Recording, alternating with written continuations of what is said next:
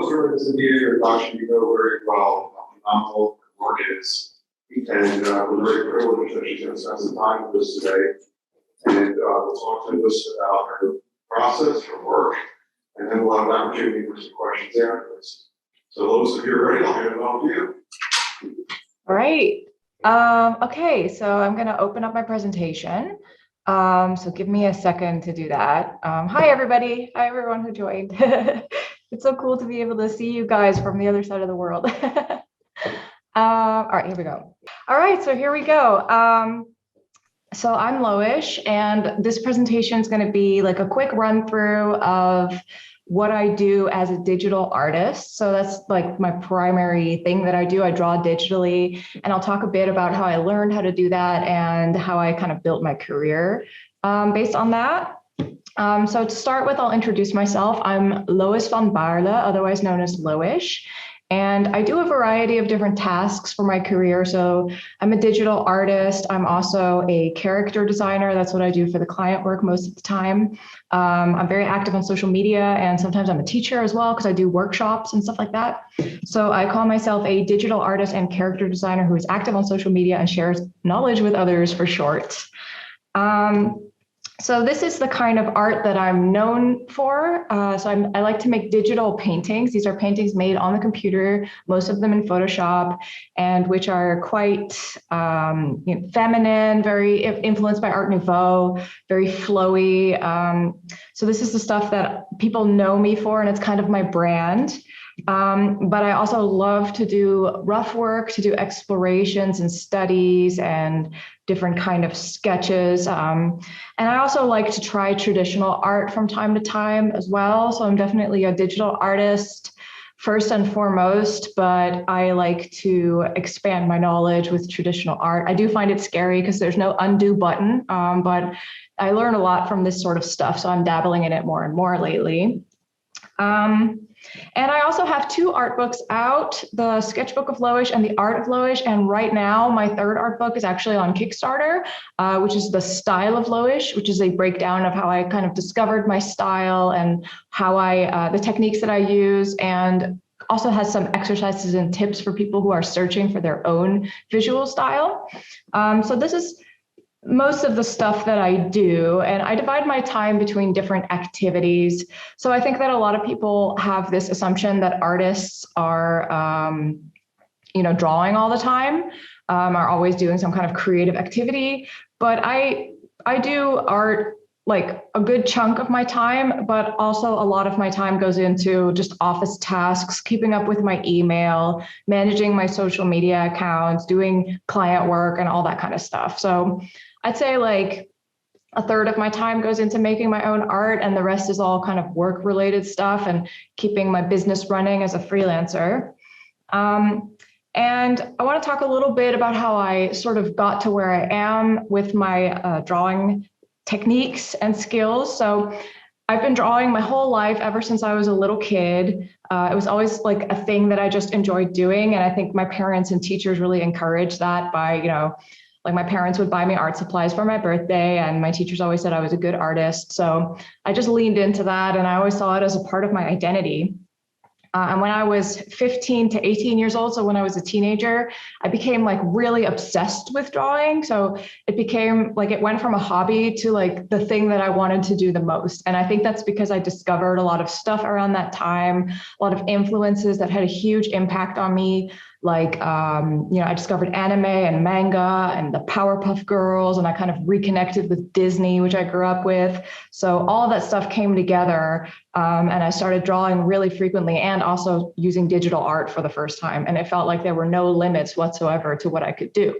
So I love doing this, but then it came to a point where I had to decide if I wanted to do something with it. Did I want to become an artist? Because I had heard that choosing that as a career path was a bad idea because artists can't make a living off of what they do. So I wasn't sure, and I had a lot of doubts, but in the end, I decided to study animation because to me, being an animator sounded like a real job. Whereas being an artist sounded a bit vague. So animation felt more like tangible to me. So that's what I ended up studying. And my teachers really didn't like the colorful art that I was making at the time. So they wanted to see me do something else. They wanted me to break out of my comfort zone. So my art style changed a lot around that time. And I started doing this kind of stuff in my free time because my teachers did not respond very well to it in school. So this became sort of my private, personal type of art that I made outside of school. And then I would try to adapt to the needs of whatever assignments I had in school. And I was also posting that on DeviantArt. So I'd been very active posting my artwork online since I was a teenager. So this is what DeviantArt looked like in 2003, which is a really long time ago. This is a screenshot from back then. And if you posted artwork that was like, quite active, like a lot of people were commenting and favoriting it, it would end up on the front page on the daily top favorites here. So that's what I was doing a lot in high school and continue to do that throughout college. And throughout those years, all these new platforms kind of popped up. So Facebook had existed for a longer time, but it was like available to the wider public all of a sudden in 2006. And then came Twitter, Tumblr, Instagram, all these new platforms kind of popped into existence. And I joined them because they seemed fun, so I didn't think of it as work. I thought of it as like a nice side activity, a way to share my personal art with people. And over time, I managed to grow a following on social media. I think because I continued to post for such a long time. So now I have quite a lot of followers.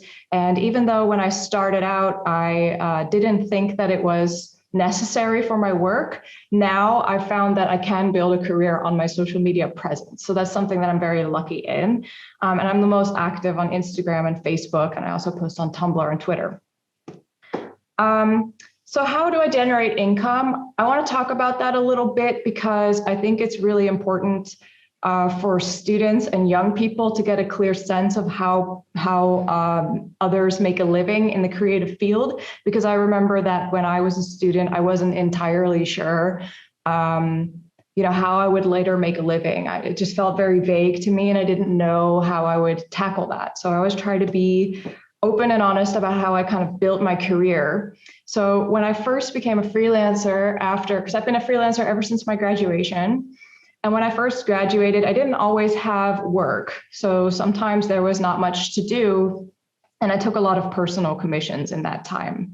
So like I said, I was very active on DeviantArt. So I would just make a DeviantArt journal and say that I had some commission slots open. And I drew a huge variety of characters from that. And I also learned a lot about how to adapt my creative process to the needs of the commissioner. So I would break down my creative process in steps, like sketch and rough color.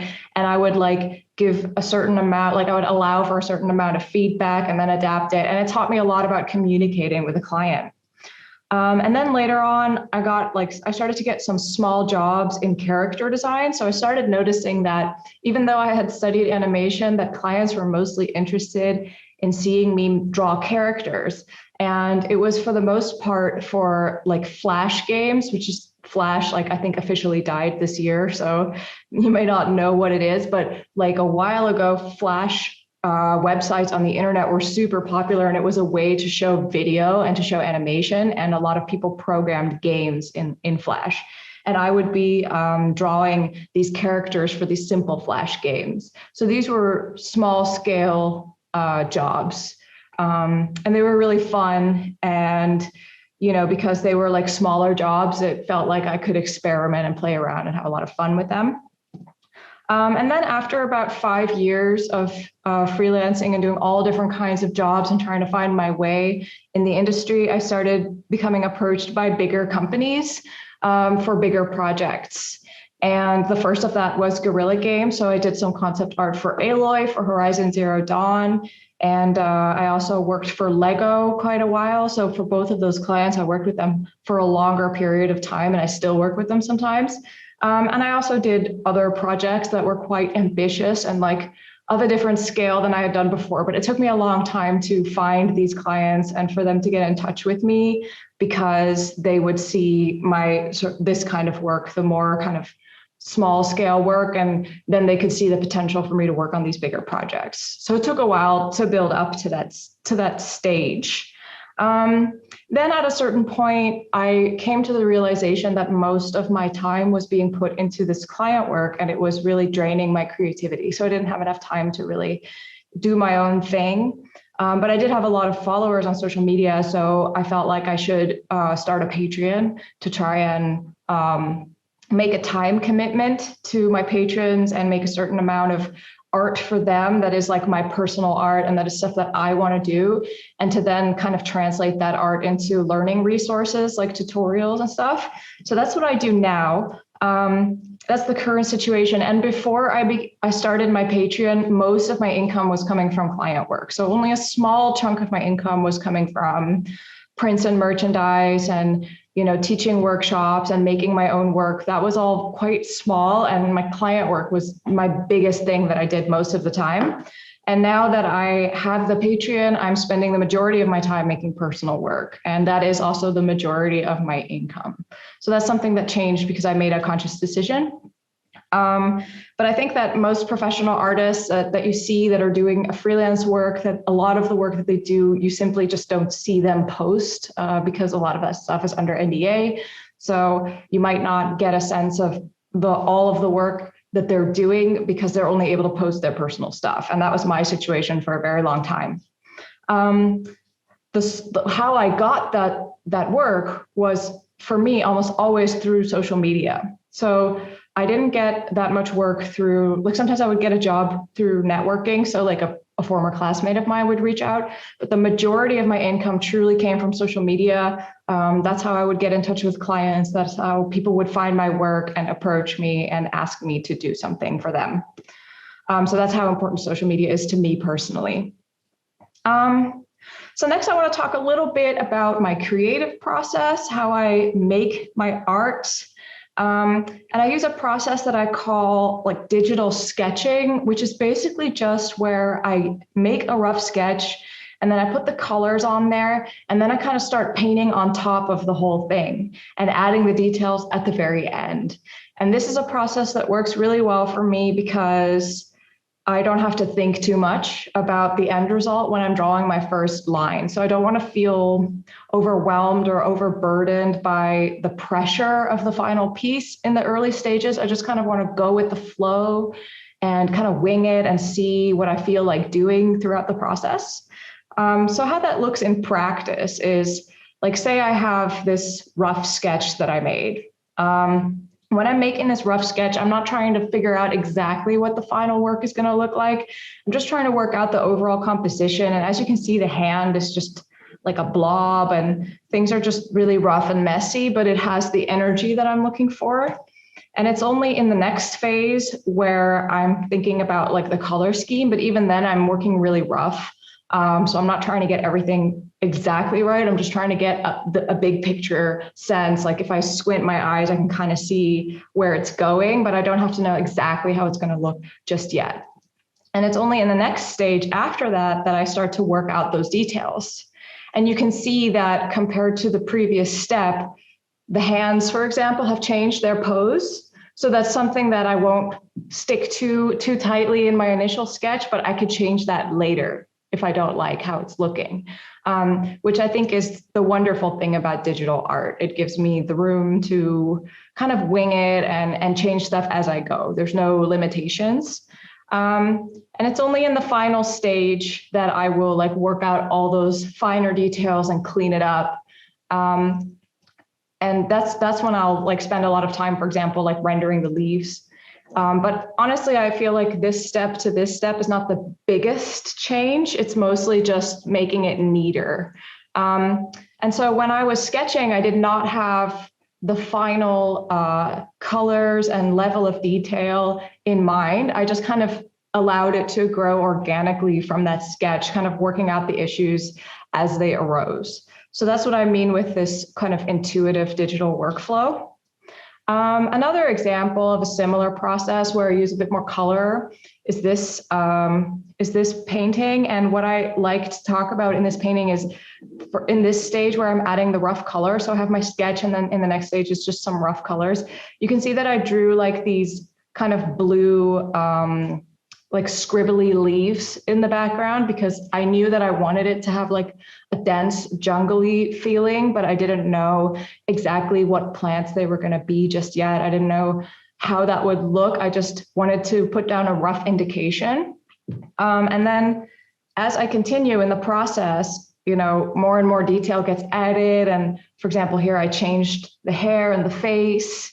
And then when I reach the next stage, I'm like cleaning it up a little more and working more towards a finalized level of painting. And by this point, I've merged everything together, and I'm just painting on one layer and just kind of hacking away at it, like sculpting with color is what I like to call it. And then by the time we've reached the final, it's looking a lot cleaner, right? But that kind of leaf, that scribbly blue leaf that I have in the beginning is sort of still there. It's just become implemented into the final work. So I feel really strongly that if I work rough and just kind of take it step by step and don't focus too much on making it clean and making it perfect, that then, that gives me room to kind of improvise and use the rough sketch creatively. And it becomes a part of my final work, and it gives like energy to my final work. So that's my general process for digital art. And again, I did not have this level of detail and color in mind while sketching. I just kind of winged it and kind of waited to see what would come out of it.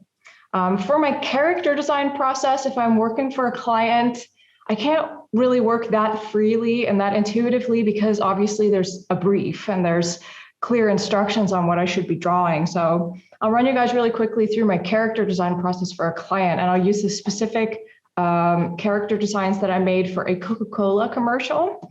And the brief was to design a guy who's a bit older and who works really hard and is very tired at the end of the day. And his dog is super energetic and has been at home waiting to go for a walk like all day. So they're complete opposites in terms of energy level. And what I like to do with character design work is to kind of throw stuff at the wall and see what sticks. So I try to avoid like nailing the project at the first sketch, and instead just keeping it general and just drawing some first things that pop up in my mind and seeing how the client will respond. Because it's not about how I want it to look, it's about how the client wants it to look in the end. And in this case, the client chose 2 characters from this sort of sketch session and said, well, we'd like to see this, a little further worked out. So I added bodies to those heads and added the dog to them to give an overall impression of my idea. And then they said, we want the one on the right. We want a little more detail to this one. And so we tried some outfit variations and some different expressions. And then very quickly moved on to a turnaround because this was for a television spot. So it's an advertisement, and the time, like the deadlines for those tend to be very tight. So we had to move forward really quickly and kind of finalize this character. And then it was time to work on the dog. So I did different kind of dog sketches. And then they were like, hey, why don't you draw some squirrels that are like from the Mad Max universe and have donuts for wheels on their motorbikes?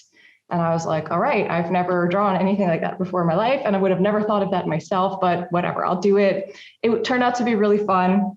So part of their idea for the television spot was to show the world through the eyes of the energetic dog that like chases squirrels or chases pigeons and sees them differently than we do. So it ended up getting kind of crazy. There were a few ideas that were kind of out there. The pigeon had to look extremely tasty, and one of the ideas was also that they have rocket butts so that they like fly away really fast when the dog approaches.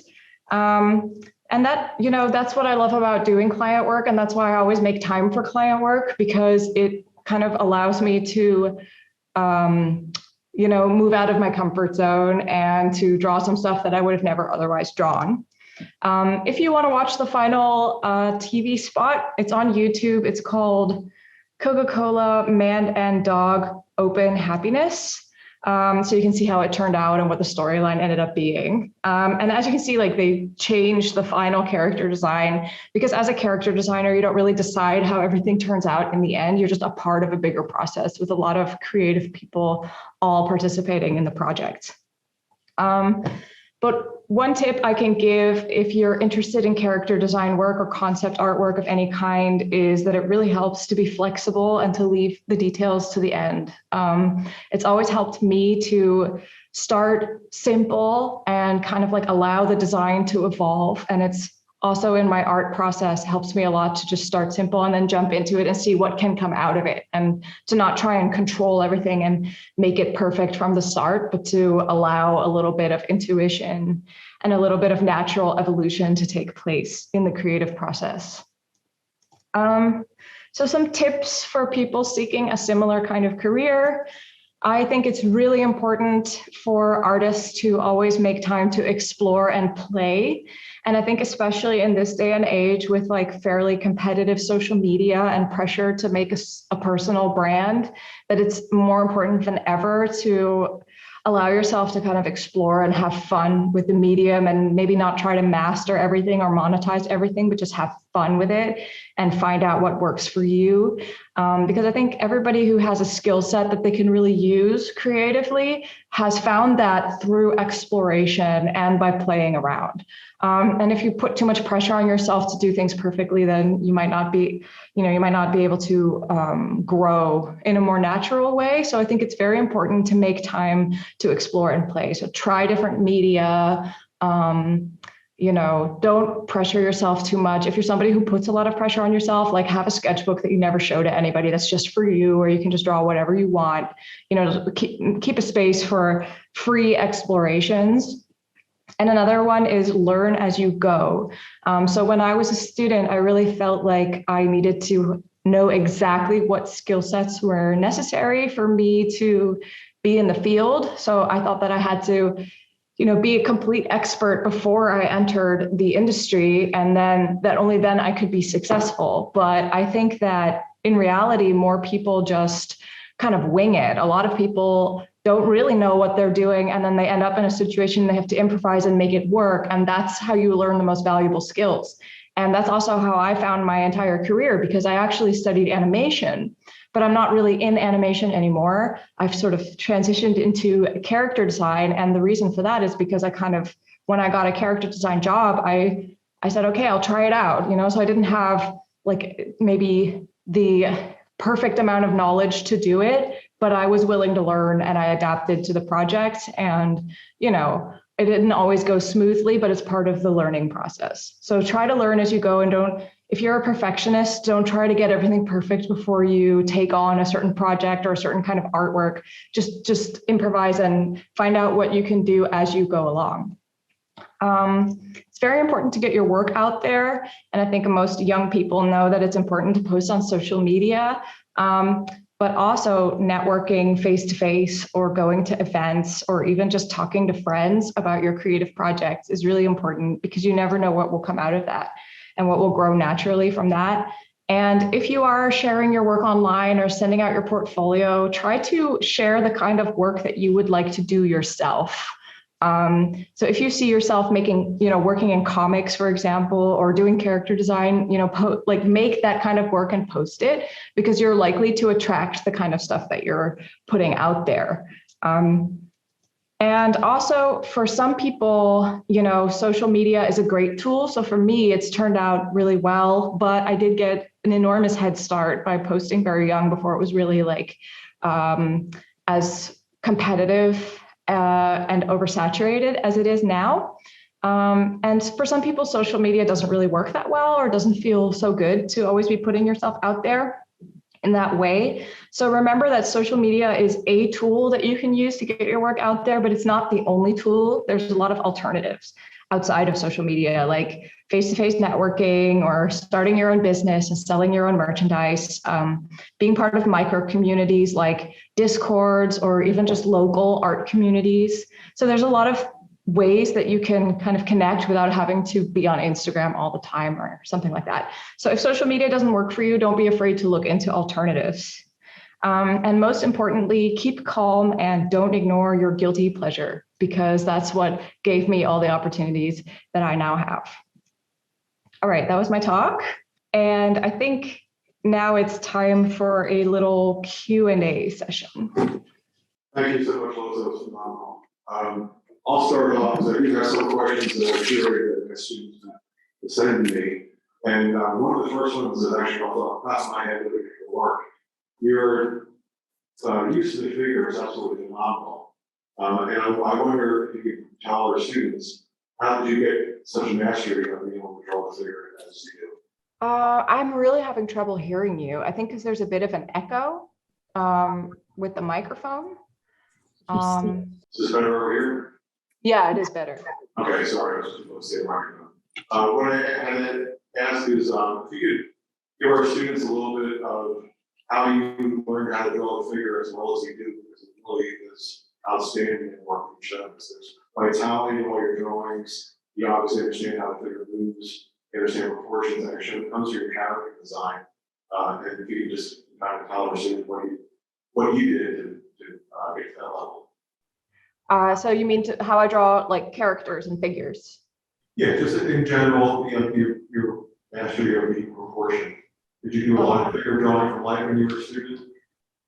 Oh yeah, so I did do some life drawing as a student for sure, which was very helpful. What I liked the most about life drawing was that you were challenged to draw really quickly, and you had to kind of improvise. And I was somebody who like was very stuck to drawing in a, I'm going to stop sharing the screen, by the way. So I was very like rigid in how I drew the characters, and I needed to loosen up, and model drawing, life drawing did that for me, because we would do like 30-second drawing challenges and stuff like that. And I was forced to kind of move past sort of my comfort zone way of drawing and get more into like a really fast way of drawing. And that helped me a lot. So life drawing is a big part of it. Studying animation made my artwork a lot more dynamic and a lot more like loose and flowing. But I think that the overall proportions and like just my general style came a lot from like studying Disney, kind of like looking at the styles that really inspired me. I was really into Ian McCaig, who did concept art for Star Wars. Oh no, not Ian. Yeah, I think it was Ian McCaig. And like various artists and styles that just like really influenced me, and I would kind of try to channel that. So I think that it's a mix of like copying the styles that inspired me and then being challenged to kind of get to a higher skill level with things like model drawing and life drawing. Excellent. Another question I have for you is, do you feel that you are required at this stage to do a certain way of working? Like, since you are so popular, do you feel that there's an expectation of you to work in a similar fashion, or do you feel that you're free to work any way you want in your I do feel some pressure to keep up with like the image that I've created for myself, or the brand that I've created for myself, because I noticed that when I branch out to other stuff, it's not always as well received on social media, which is not a surprise, because people follow me for a specific type of content, and if I change up the content, not everybody's going to be into it as much. So there is like a sort of brand that I like could break out of, but it would have consequences for me. But at the same time, I've kind of changed. I've moved away from like character portraits and gotten more interested in environments and more like speed painting with like more textures, and I'm more interested in traditional art. And a lot of my fans have kind of grown with me, and also like to see that kind of stuff. And I think a lot of people like to see artists grow and expand sort of their visual library. So I always try to kind of balance out both. So think about like what I've built for myself and being consistent, but also leaving a little bit of room to explore totally new things. I think it's always a question of finding a balance of both, because there's a lot of like I'm very comfortable in the sort of brand that I've created for myself, but I don't want it to become restrictive, right? So I'm always trying to give myself a little bit of space to move out of it and then move back into it when I need it again. So it's a question of finding balance and taking a little bit of risk. So here's a good question from a student. If you could give your past self some advice, what would it be? Oh, so much. Let me think. I think the main, like if I think about myself as a student, I would tell myself that I need to figure out how to manage finances and like research the tax side of being a freelancer, because that's something I had no idea about when I started. And then I had to spend a lot of time catching up at a later point. I don't know how useful that is for you guys though, those kind of tips. But also I'd say like, you know, after, because I've been a freelancer now for, I'm like afraid to count the years because it's going to be a really long amount of years, but I've been a freelancer for quite a while, and I've kind of gotten over a lot of fears that I had as a student. So as a student, I was like, oh, I have to be really good. I have to be perfect at what I do. I have to, and if I had a client or if I had a teacher who was like, no, you have to do it the way that I think you should, because otherwise I will give you a low grade, or clients who are like, no, we don't want to pay you that much. I was very easily swayed by those kind of opinions when I was younger. And then later on, I kind of learned that they didn't matter as much, especially just after I graduated. I realized that there's almost no point in, you know, putting in so much effort into pleasing my teachers, because once you're graduated, those teachers are no longer in your life, and you've become an expert at pleasing a specific person who plays no role or significance anymore later. And you have to like make your own decisions, right? So I think I would tell myself to just believe in myself a little more and not allow myself to be so extremely influenced out of insecurity or thinking that there's like a right and a wrong way to do art. There isn't a right and a wrong way. And usually gut feeling says a lot about what works for you and like what situation fits you and what your own opinion is. So that's the kind of conversation I would have with my past self. I hope that makes sense. I think that makes perfect sense. I think one of the things that I try to stress to my students is that you look at art and you get damn anybody who says what you want to. And hopefully that's why everyone in this room will get to that point. What do you think that students should expect after graduation? How difficult was it for you to get your career going? How long did it take for you to get traction? I think that the time after graduating is really tough in many ways. It's like an intense transition, mainly because, you know, especially for me in high school, I was very driven student, and also in art school, very driven to succeed and do well in school. And then you graduate from school and you realize life is nothing like school. You know, it's not, nobody's giving you grades, nobody's like testing. Actually, most people don't really care that much about you, and you kind of have to like get through, you know, get through life really on your own terms. And especially the whole thing of like, when you work, time is money.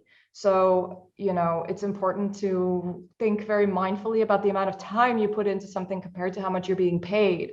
Whereas if you're a student, you want to put all the time you have to get the best result you can, right? But that mindset doesn't work very well in the, you know, when you're looking for an income as an artist. So you have to kind of like unlearn that, and it can feel isolating. So that was hard for me. And what was really important for me was keeping my costs low. So making sure that I didn't have too many expenses, which feels like a very privileged thing to say, because I know that young people now are facing a lot of difficulties. There's a lot of like problems with affordability for people with a lower income that didn't exist as much, you know, when I had just graduated. Not to the same extent, but it is really important. If you can keep your expenses low, then you give yourself a little bit of freedom to kind of figure out what works for you. Because I started as a freelancer and I wasn't always able to generate very much income, but because I didn't have like very high bills to pay, I could have some wiggle room and figure out a way. And that's how I started doing those commissions. I was like, okay, well, this is something that I can do. And even though it didn't pay that well, I learned so much from it and it was super valuable. But I think if you're just graduating, it's important to kind of brace yourself for that switch in mentality that you have to make. And honestly, I think the main tip that I can give is give yourself lots of time to find out what works for you. I know that art school is very focused on prepping you for like life after graduation, but you may not actually know what's going to work for you later. Like I studied animation, but it ended up being a totally different thing that I did. And the same could count for anybody who studies any kind of art. You could even end up doing like a completely different job outside of art, or like take a side job or something, but you have to give yourself the time to search for it and experiment and find out what clicks for you. And it's not going to be right away. It's going to happen over a long period of time. So cut yourself a lot of slack. That's my main advice. Thank you. Was there a time during that period when you doubted yourself? Well, not really as an artist, but maybe as an animator, because I just couldn't find interesting jobs as an animator. Nothing that, in the Netherlands, we don't have much of an animation industry to speak of, which is, it's kind of bizarre how many animators are like educated in the Netherlands to just enter like a non-existent job market. But like, there was nothing really to do as an animator, only small things from time to time.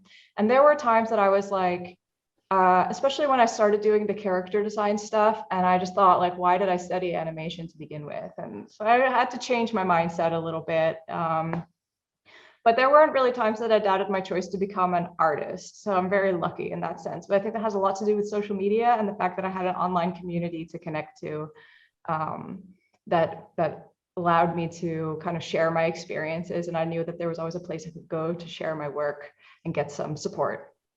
That's what I have here. All these other questions you answered in your presentation. I'll open up to the people in the room. Is there anyone here that has a question about this? How do you deal with imposter syndrome or just feeling inadequate about the things you make? Because I feel like right now, like as an artist, like I feel like I go through a lot of slumps where, dang it, I hate everything I make. Dang it, what if I'm not good enough? Like there's just a lot of insecurity around. Yeah, that's really common. I think almost all artists have some form of imposter syndrome. I think that comes a lot from the fact that when you are an artist, that you it's natural to look at what other artists are doing and always aim to be better. So you're always going to compare yourself to other artists, especially your biggest inspirations, and you're going to want to get on their level. So you're always thinking about how to improve and be better.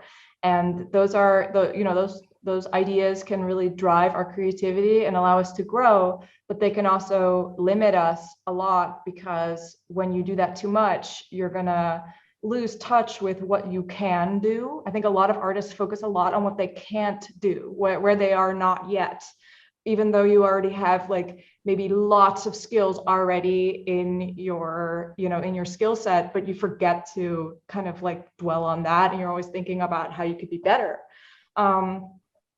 And so I think it's really important to not compare yourself too much to other artists, but compare yourself to maybe your own art from a couple years ago and see how much you've grown and improved. What also helps me is to think about the fact that, of course, every person and every artist has limitations. So there's always some things that you can't really do. And if you look at very successful artists, they are usually an expert at something specific. They've become very good at their own expertise and their own artistic voice. And so it may look like they can do everything, but if you get that same artist to do something completely out of their comfort zone, they may not be the best artist at that. So it's a lot about knowing what your strengths are and building on your strengths and moving the focus away from your weaknesses, right? So you have to accept that as an artist, you have limitations and you have some things that you're just not that good at, and maybe you don't have to get better at them. Maybe that's not so necessary. So for me, because I drew my art for myself, I allowed myself to kind of draw very feminine, very organic, and like girly art, as my teachers called it. And I felt like a very inadequate artist for a long time because I couldn't do like more edgy styles or more dark, and I couldn't do perspective very well. But now I've been able to build a career doing what I love. And I've gotten better at accepting what I can't do because I'm thinking more about what I can do in my career, right? So that helps me a lot as well. And I think the last thing that's extremely important, a lot of people who feel bad about their art and just don't like what they're making are putting a lot of pressure on themselves. And I think a lot of people believe that if you continue to put a lot of pressure on yourself, you'll get better. But it's actually the opposite. Like it's usually when you take the pressure off and you let yourself kind of go and cut yourself some slack, take a break, maybe even move away from whatever it is you're trying to do completely for a while, that's when the inspiration will probably come back. Or you could just like focus on something completely different. But it's when you stop forcing yourself, I think, to do something and be good at something that you will kind of grow and be able to develop those skills. So if you're stuck and you're not able to enjoy what you do and you have a lot of imposter syndrome, I think it's good to try and take the pressure off in whatever way you can. You know, everybody has different things that they can do for that. But to just like take it easy, you could tell yourself, you know, like what I do is I just say like, well, I want to make, you know, a landscape sketch in an hour. That's an attainable goal. And that's a lot easier than saying, I have to improve my skills today and my drawing has to be better than the last one, because that's something that I'll never achieve in my own mind. Or you could just take a break, but whatever it takes to take the pressure off. So that was a long answer, but I hope it was still useful. So if you have you encounter some sort of a block when you're working on the project, whether it's maybe the sketches that turn out the way you want, or you're not quite getting the concept, what do you do to overcome that? And what is your methodology for breaking through? When I have a block in a project, it kind of depends on whether it's like a client project or for myself. Because if it's just for me, then I can just put it aside. Or I can change angles or get some feedback from somebody that might allow me to look at things differently.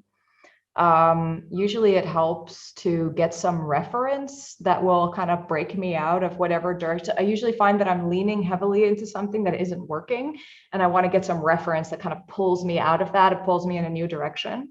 But what's really important with gathering reference is that I don't want to make a sort of like mind-blowing inspiration board of the most beautiful pieces imaginable, because that will block me even further, because then I'll feel like, oh, I can't live up to this.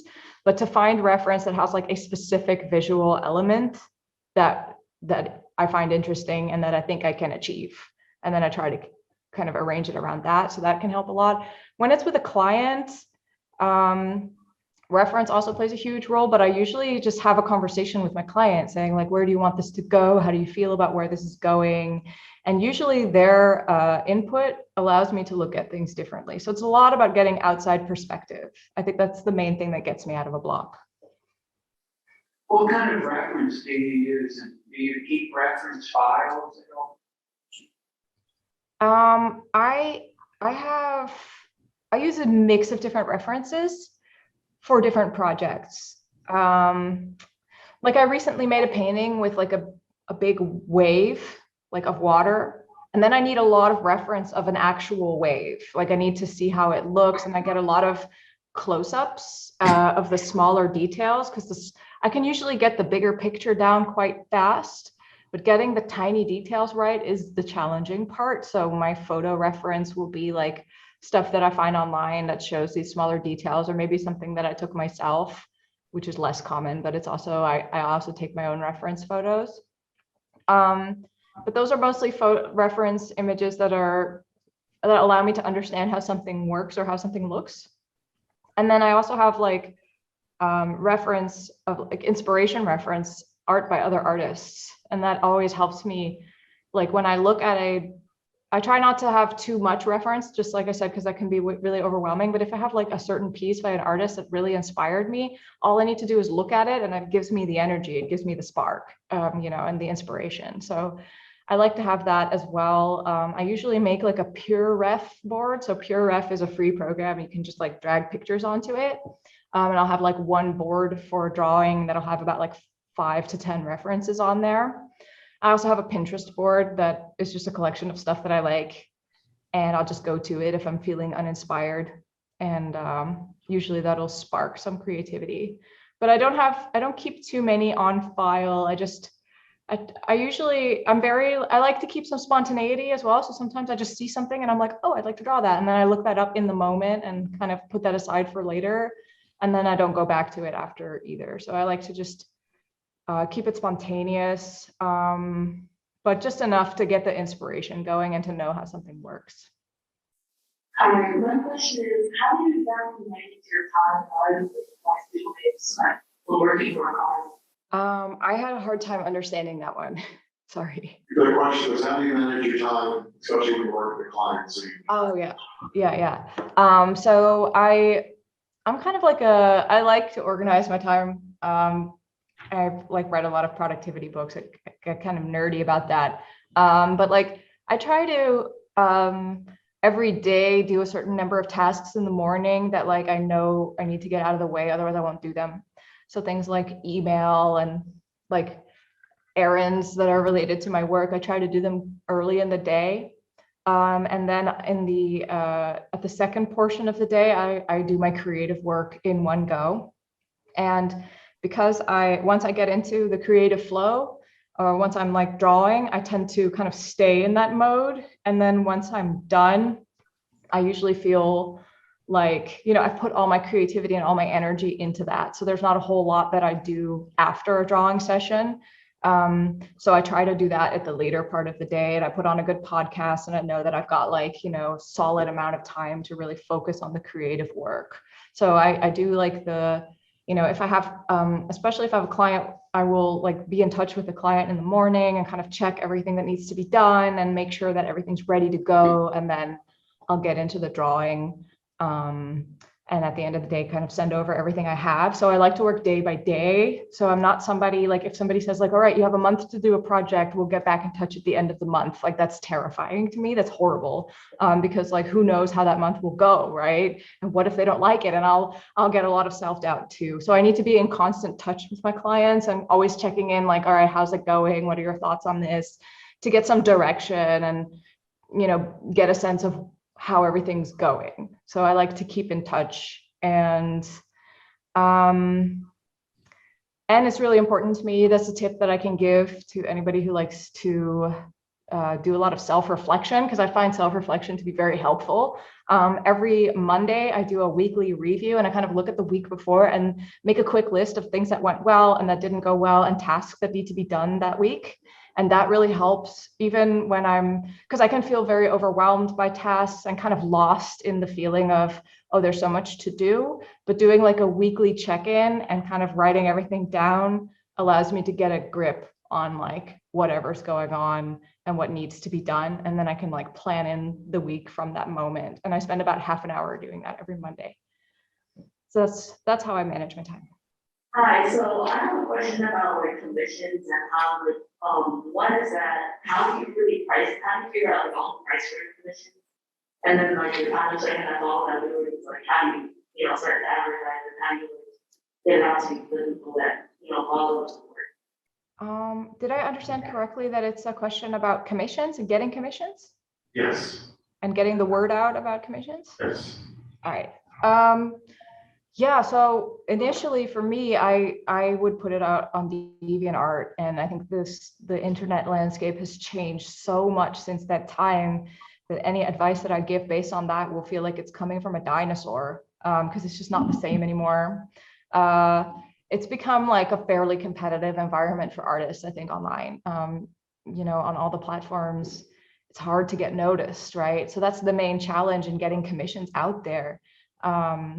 And really all I can advise with that is to just get it out there and tell everyone you know that you're doing commissions. And I think the artist community is generally a very supportive community. And I see a lot of artists get commissions from like their friends and fellow artist mutuals. And that's something that I think is very charming and lovable about the art community. So get the word out to your friends and see if they can boost the word out.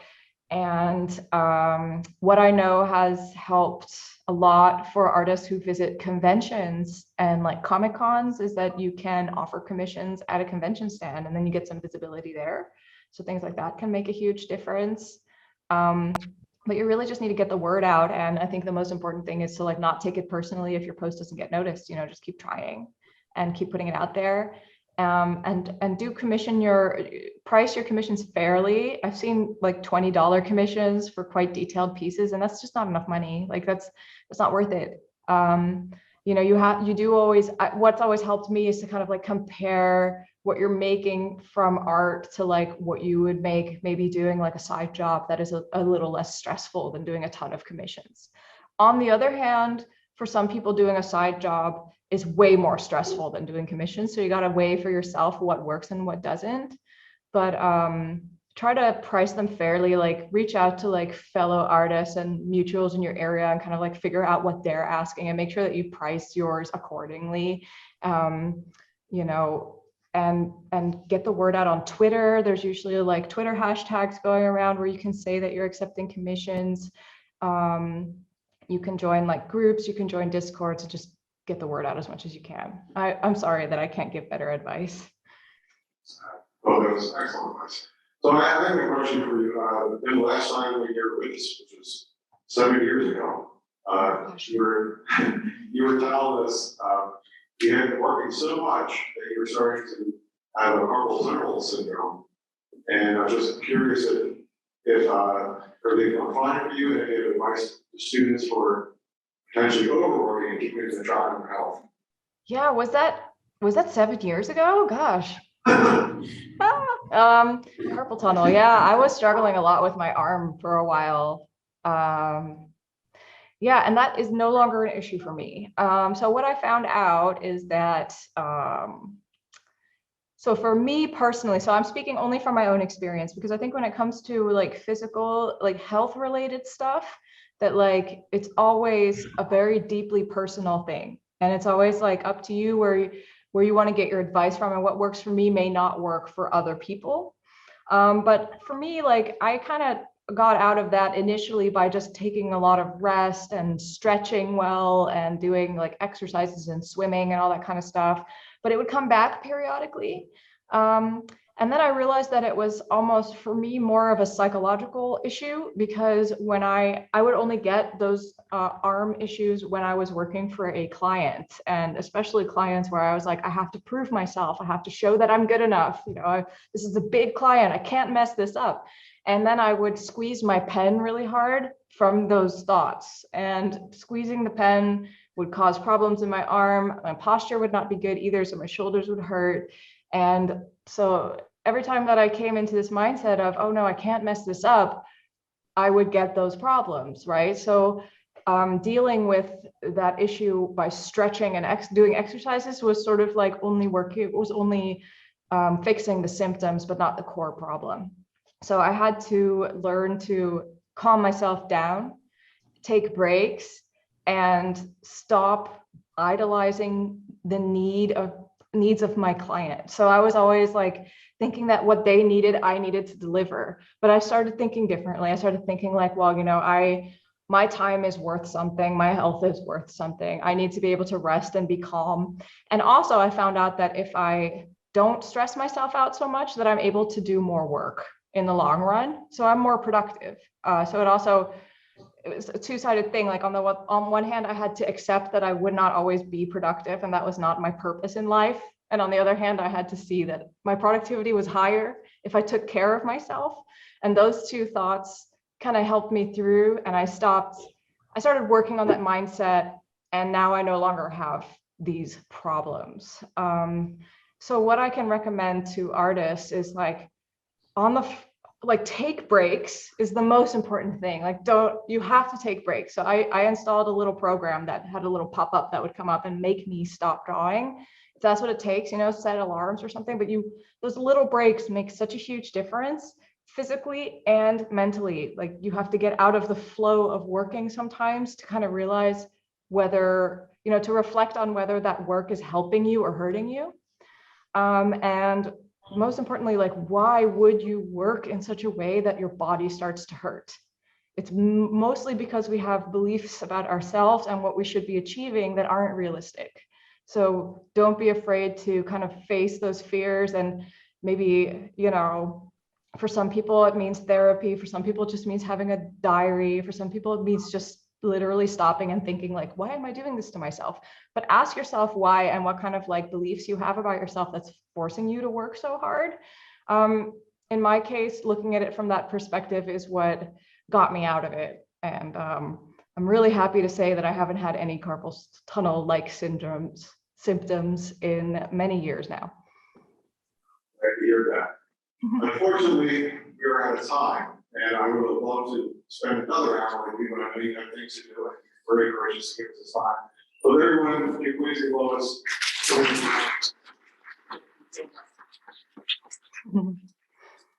Thanks so much for having me. Thank you again. Oh, by the way, if you have any questions and you really you felt like you couldn't ask the question you still want to ask, feel free to reach out. You can email me or you can reach out on social media and I'll try to answer your question. Thank you, Loish. Bye-bye.